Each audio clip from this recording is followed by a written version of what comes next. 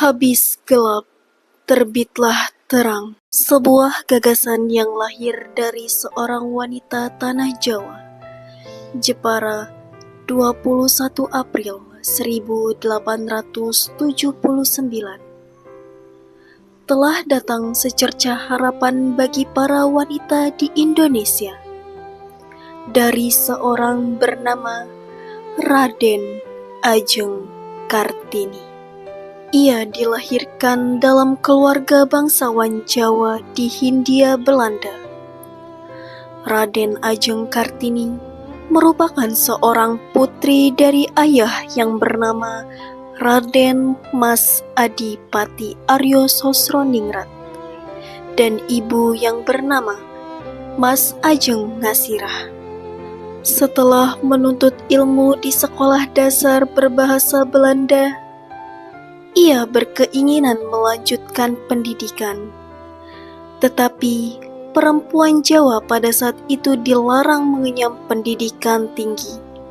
Ayahnya yang pada saat itu masih terpaku pada adat kolot bahwa perempuan harus menikah, lalu ingin menjodohkan Kartini dengan seorang bupati Rembang. Terlihat kedua orang tua Kartini sudah duduk menempati kursi yang ada di meja makan. Ayahnya sudah menyiapkan rencana perjodohan Kartini dengan seorang pria. Ia adalah Bupati Rembang yang bernama Raden Aryo Singgih Joyo Adiningrat. Bak sebuah kapal yang berada di tengah laut saat badai sedang terjadi. Hati dan perasaan Kartini terombang-ambing, karena ia adalah seorang yang bertekad ingin menjadi perempuan mandiri yang bisa merubah hierarki sosial bahwa perempuan juga berhak memperoleh kebebasan, mendapatkan pendidikan yang tinggi, dan suara yang tidak lagi dibungkam. Dengan bersiteguh dan tegas, Kartini menyanggah rencana kedua orang tuanya yang ingin menjodohkannya. Padahal di saat itu, Kartini sudah matang dengan rencananya yang ingin melanjutkan pendidikan ke Belanda melalui beasiswa yang telah diberikan kepadanya. Setelah mendapatkan ultimatum dari ayahnya, ia pun hanya bisa pasrah menerima kenyataan, memupuskan impian dan cita-citanya, serta membatalkan beasiswa yang didapatkannya. Keesokan harinya, Kartini terlihat sedang merenung dan memikirkan apa yang akan ia pilih terkait masa depannya. Apakah ia harus mengalah dan menuruti perintah orang tuanya, atau tetap pada cita-citanya untuk mengemban pendidikan di Belanda? Kartini yang haus akan ilmu terus belajar secara mandiri, termasuk bahasa Belanda dan berkorespondasi dengan teman-temannya di Belanda.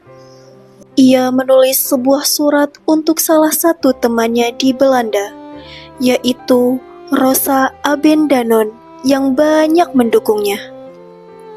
Secarik surat yang ditulis berisikan curahan hati seorang wanita kepada temannya bahwa ia telah dijodohkan oleh orang tuanya. Padahal ia mempunyai ambisi dan tekad yang membara untuk memperjuangkan hak-hak wanita di bangsanya. Tidak hanya semata-mata soal emansipasi wanita, tetapi juga masalah sosial umum. Kartini melihat perjuangan wanita agar memperoleh kebebasan, otonomi, dan persamaan hukum sebagai bagian dari gerakan yang lebih luas. Raden Aryo datang menemui Kartini yang masih terlihat gelisah dengan keputusannya.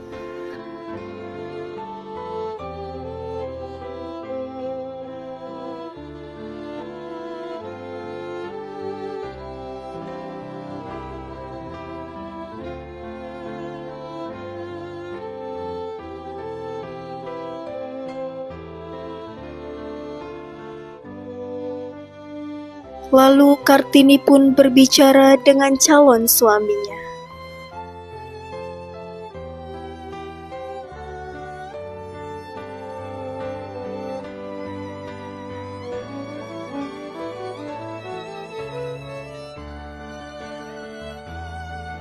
bercerita dengan Raden Aryo bahwa Kartini mempunyai ide serta cita-cita untuk memperjuangkan pendidikan bagi halayak kaum wanita di bangsa ini. Dan ia juga meminta izin kepada Raden Aryo calon suaminya untuk membangun sekolah bagi kaum wanita. Tanpa kompromi, Raden Aryo pun langsung mengizinkan Kartini untuk mewujudkan ide dan cita-citanya. Bersama dengan Raden Aryo, Kartini pun siap untuk mewujudkan hal itu bersama. Mungkin benar bahwa kesedihan adalah nilai intrinsik dari kebahagiaan. Mereka tak bisa berdiri sendiri-sendiri. Boleh jadi, seperti inilah gambaran bagaimana hidup mengajari manusia tentang cara paling luhung dalam memaknai kehilangan. Pada tanggal 12 November 1903, yang saat itu Kartini berusia genap 24 tahun, dinikahkan oleh Raden Aryo Singgih Joyo Adiningrat.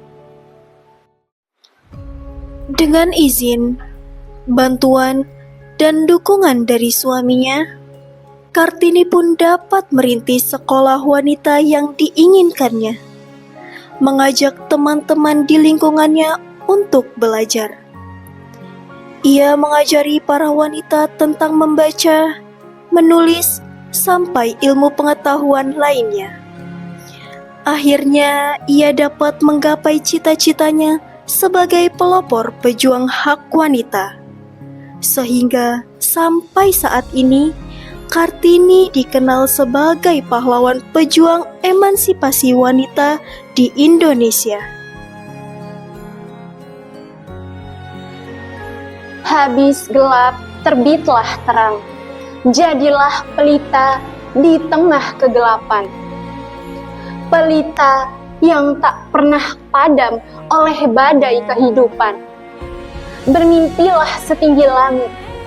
Jika tanpa mimpi, apakah jadinya hidupmu? Kehidupan yang sebenarnya kejam tanpa impian.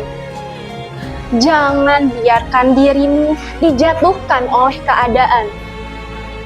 Satu-satunya hal yang benar-benar menjatuhkanmu adalah sikapmu sendiri. Jadilah wanita yang kuat, yang cerdas dan mandiri. Tetaplah menjadi versi terbaik dari dirimu sendiri.